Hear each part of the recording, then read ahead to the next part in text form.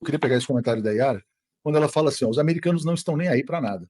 Mas até recentemente os Estados Unidos tentavam manter a aparência de um império benigno. Né? Como é que você vê essa fase do imperialismo em que não há mais nenhuma preocupação com as aparências, Paulo?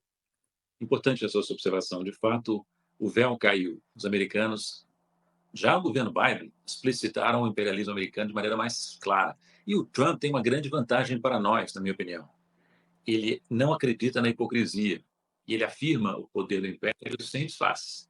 Coisa que os democratas tentam esconder um pouco, disfarçar, ou tentavam no passado. O Trump não, o Trump assume plenamente. Para ele, entretanto, para nós é uma vantagem, mas para ele, entretanto, pode ser uma fraqueza.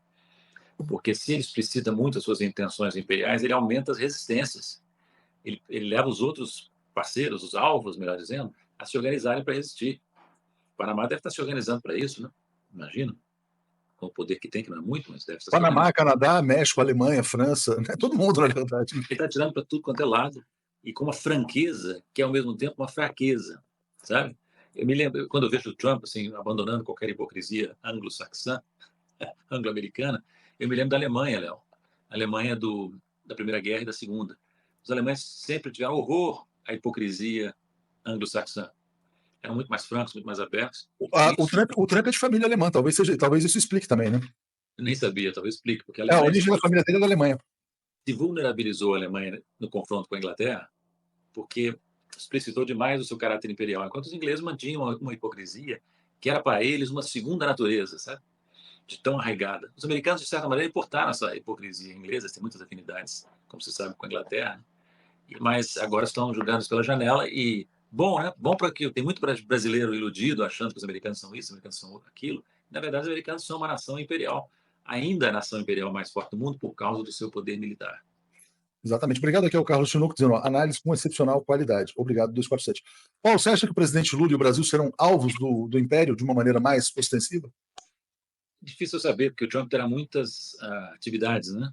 Muitos objetivos, mas eles podem criar problema para nós. Os americanos têm poder para criar problema grave para qualquer país, né? Até para a China, por exemplo. Né?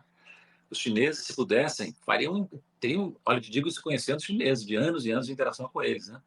Os chineses, se pudessem, fariam um acerto com os americanos, estariam dispostos a fazer um acerto com os americanos e que não fizeram e não querem mais ainda agora, tudo indica. Olha, se eu te dizer uma coisa, se o Trump propusesse à China um G2, um grupo de dois, tenho certeza que a China receberia bem, ainda que com certa desconfiança, porque depois de tudo que aconteceu, os americanos perderam qualquer credibilidade junto aos chineses, junto aos russos. Né?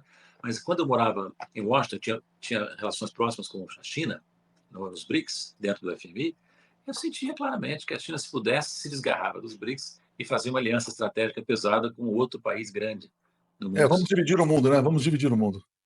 E aí, Esse é o risco. a gente voltaria aos tempos ali, vamos dizer assim, de primeiro mundo, segundo mundo, terceiro mundo, aquelas coisas, né?